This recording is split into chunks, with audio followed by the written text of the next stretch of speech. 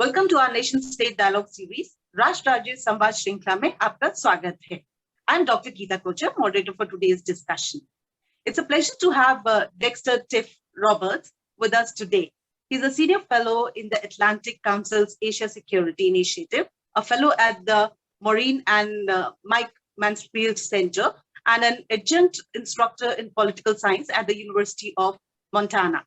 Previously, he was China Bureau Chief and Asia News editor at Bloomberg Businessweek, based in Beijing for more than a decade. And he has traveled to many provinces of China, including Tibet and Xinjiang, for work. He has numerous accolades to his credit and can speak fluent Chinese. So that's one advantage why we have chosen him for this very interesting topic. Today, we have invited him in to discuss his book, which is a very interesting book titled The Myth of Chinese Capitalism, The Workers, the Factory, and the Future of the World. A very warm welcome to our channel and congratulations for your interesting work. And this is something which I worked on in my PhD. So it's really quite, relevant to what I'm going to talk to you and discuss, and maybe some kind of an exchange of understanding.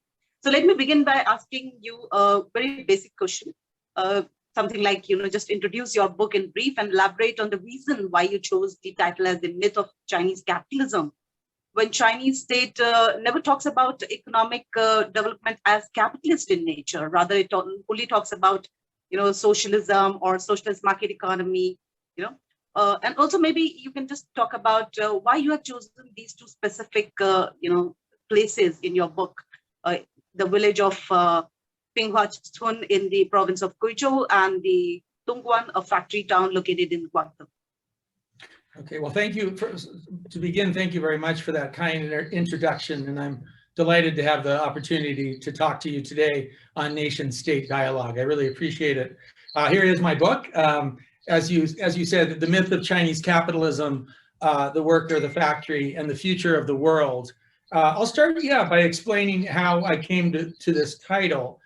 Really, my book looks at a number of different myths that I see very prevalent in people looking at China today. And the myth of the title, The Myth of Chinese Capitalism, really, in this case, capitalism is a stand-in in my perspective here for reform, for economic reform. And so that's the first and primary myth. And what is that myth? It's the myth that this very real economic reform that we saw for decades in China, starting, of course, as you know well, back with former leader Deng Xiaoping in the late 1970s, that drove this very impressive economic growth and lifted living standards, that it is still continuing today.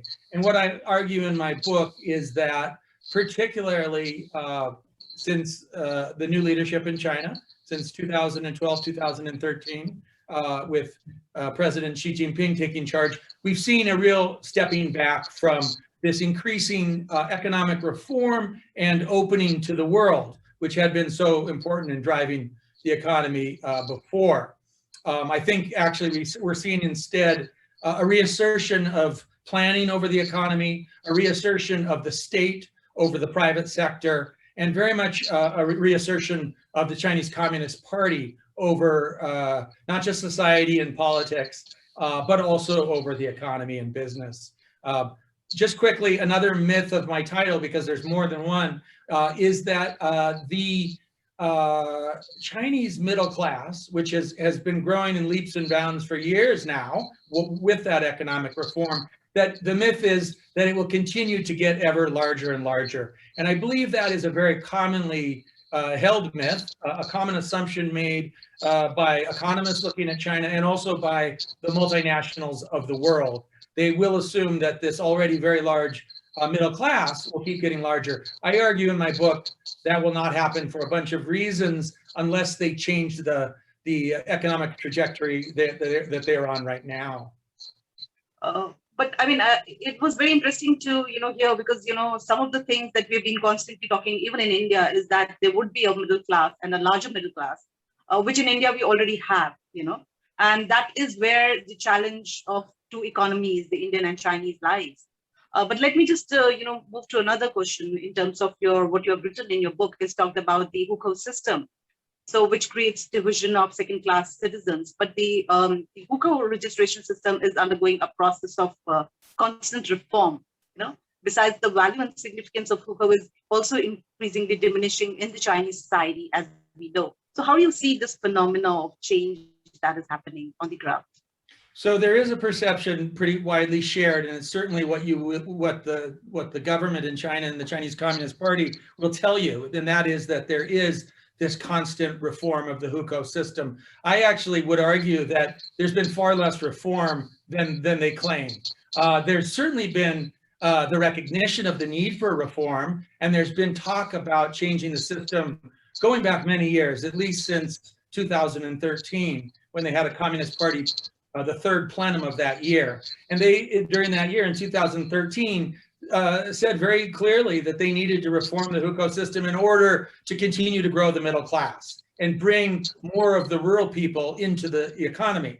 And I think they were right that they do need to do that in order to continue to grow the middle class. What we've seen since then, I would argue, is really piecemeal reforms. It's been very top down, not at all grassroots. It's been very much mandated from Beijing and in some cases from provincial capitals, where they will decide which pilot cities will actually open up and allow more migrants to settle there.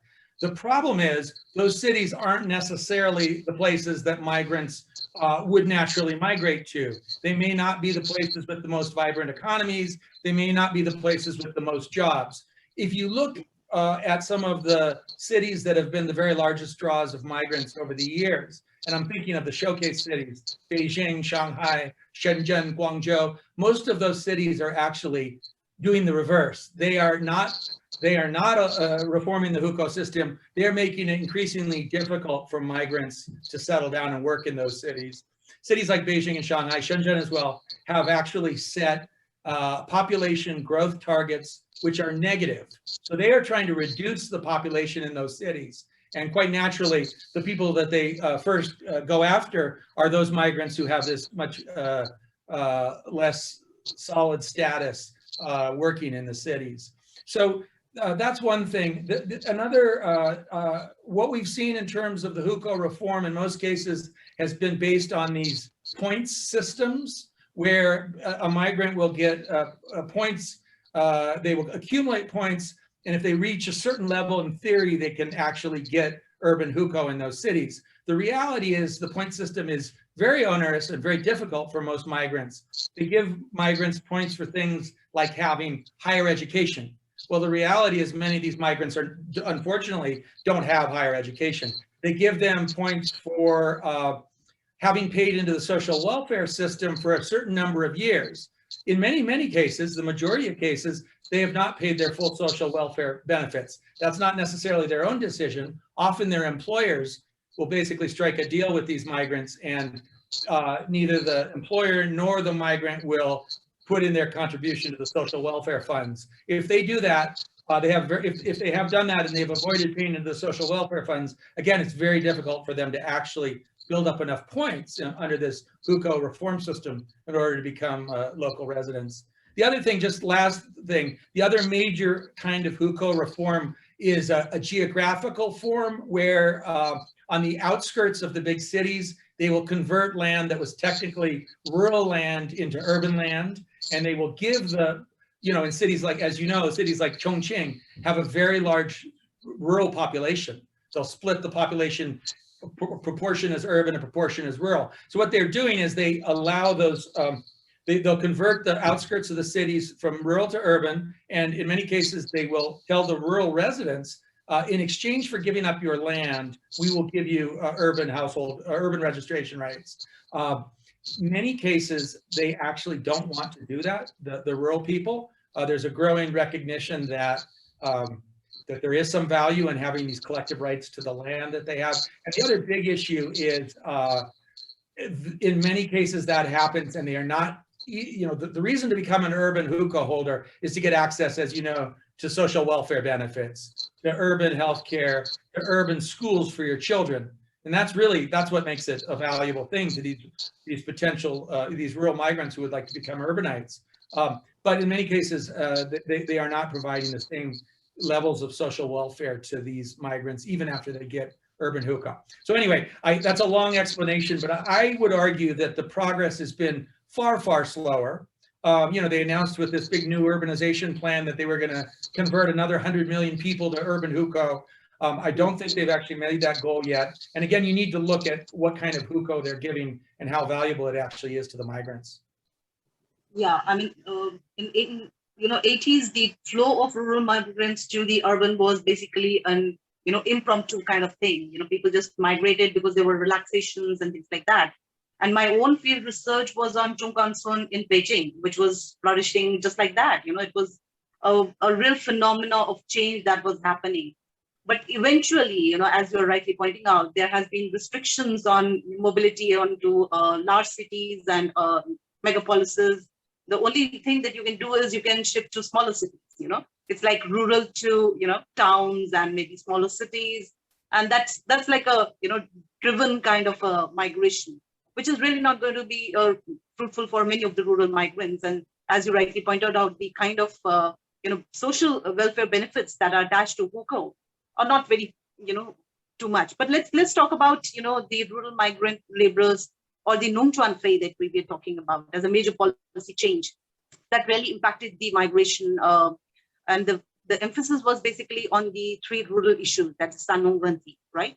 So as a result of which, much of the rural populace preferred to stay in rural areas and not to migrate to other areas for factory jobs. In fact, there was a whole phenomena that we saw a few years back, was the shortage of labor in Guangdong, right? How do you see this phenomena that developed? Because suddenly there was flourishing rural areas and people didn't want to move to urban centers, or at least not to the factories that were giving them jobs. And many of the factories talked about labor shortages. Yeah, absolutely. And of course, labor shortages go back. I was started as a business journalist. I think I started writing about labor shortages in the early 2000s, actually. So a really long time ago, well over a decade ago, they were already starting to face shortages in places like Dongguan. I would say that and then we had the Sun Nong reforms, as you said. I would say that there is obviously a phenomena where people from the rural countryside have more opportunities either in their villages or closer to their villages. We saw that with the efforts to develop Western China. We also saw that as labor costs went up along the coast, and companies like Foxconn, the Taiwanese contractor for Apple, moved some of their big facilities into the interior in order to get access to those workers and to cheaper wages. So more opportunities opened up, and I do think we have seen that shift where more and more rural people are willing to either migrate a short distance within their province, which is now the majority of migrants, or even stay where they're from.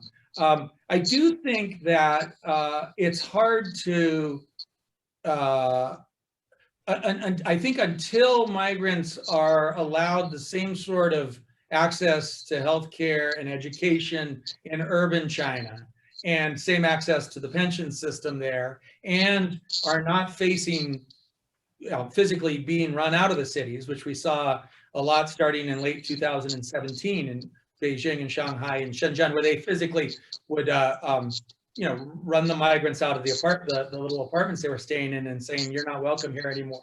Shut down the small private schools that catered to their children. So I think that the environment in the cities has been very unfriendly in many cases towards the migrants. So given that, it's a little hard to say that they're always happily choosing to be back in the countryside. I think until they have the same opportunities as the urbanites in the cities, then we still see them going to the countryside. Then we can say this is very much free will. But again, there's clearly a big shift. As you know, already, I think about 3 years ago, we tipped over into the balance where more migrants are working in the service industry than are in manufacturing or on construction sites. And that, of course, has to do with the, as you said, with wage costs going up. And we'll continue to see that happen. There are fewer and fewer jobs. You also have a phenomena as the service sector has gotten larger, where migrant workers simply don't want, young migrants don't want to work in factories. It's not, you know, it's a difficult, sometimes a dangerous job, and they would prefer to have a job in a restaurant or something like that. So I think we'll continue to see that trend happen. And clearly with the latest 10-year census results that the Chinese government just released earlier this year, we're seeing that the workforce is shrinking overall. It's getting older, and costs will continue to go up. For wage costs will continue to go up, and all those things will contribute to migrants seeking different opportunities, whether in the service sector in the cities or back, as you say, in rural China or the interior provinces. Yeah, I'll come back to this whole question of the shrinking workforce in terms of the human labor being less and the old population. But interestingly, I mean, one of the things which you really pointed out about the factory jobs being really tough, there were a lot of research that had gone through. I know about Anita Chan writing about it. You know, the factories were really like jails, and people were, the rural migrants were like, congested in those areas, and very strict rules there. The hookah and everything was confiscated, and kind of the hardships that they have to work in the for the long hours in the factories. And probably, I mean, the service sector would have been a more advantageous for them. I mean, rightly pointed out that way. But let's talk about the recent thing which President Xi Jinping has just talked about. I mean, amidst the COVID-19 crisis, President Xi Jinping has announced that great success in eradicating absolute poverty, which is in essence means that the rural labor will have basic sustenance in their own village, and the need to migrate would be less. So do you see a dichotomy in the state policy of the CPC and the ground reality, because you went to many of these places where the changes were happening? So whether there is a clash between what the state is talking about in terms of the policy and what is really happening on the ground? Is it because they are getting really well off and they really don't want to move on, or there are other reasons attached to it? Well, I think, undeniably, this is a great achievement that Xi Jinping announced earlier this year, that they have eliminated absolute or extreme poverty, and it's a very low level of poverty, lower than the World Bank standard, for example. But nevertheless, they have made this great accomplishment. I think that is something to be, something they should be lauded for. It's very positive. As I do mention in my book, I do have a concern in one of the principal ways that they have engineered the end of some of their extreme poverty is through large population transfers. And in many cases, they will create these today very impressive new high-rise apartment complexes, sometimes outside of the big city, sometimes even farther into remote China. And they will resettle these people who are then perhaps living in the mountains in an area where it was very hard to make a living. But one of the concerns, again, is whether or not there's a sustainable economy, whether or not there are jobs for these people when they are moved to a new place. Sometimes they don't speak the dialect there. And often, again, people that have been in extreme poverty typically would not have very good education. So it's not like it's easy for them to find new jobs. So one of the issues that I write about, and other scholars have examined, is the possibility that they could actually see poverty sort of spring up again going forward, particularly in some of these big resettled populations. There's actually an interesting new research in an article out by a gentleman named Bill Bacales, who's a longtime, a UN person, and he just published his piece in the Financial Times saying he makes the argument they have not eliminated extreme poverty. He also thinks that it's very likely that people fell back into poverty during the pandemic over the last year. And he doesn't think they were so focused on their targets from before, it doesn't seem that they've had the time or the focus on trying to deal with the new poverty. So that's the first thing. But again, I do think it's a tremendous achievement that they have lifted so many people out of poverty. I think the next step, and we are seeing some signs that this is what the government itself sees as the next step, is trying to deal with growing income and wealth inequality, which is a big challenge in China today. And so, yes, we hope they've ended extreme poverty, but that doesn't mean there still aren't lots of poor people, and that doesn't mean that there isn't a growing wealth gap, because both those things are very much true. So I think next step we would see, I hope, and a real emphasis on trying to deal with people in China that are poor, and also deal with this wealth gap as well. Yeah, I mean, rightly said, because there are issues about whether people after the COVID crisis, there are lower stratas of people who are falling down to the poor levels, and what is their standard? Because the one that we are talking about, extreme poverty, according to Bill, was the registered ones. Those who are registered as extreme poor. So for them that has been taken. So it's going to be a real challenge for China to deal. But the other things which China is really talking about is to achieve 65% of urbanization very soon, by 2030 or so.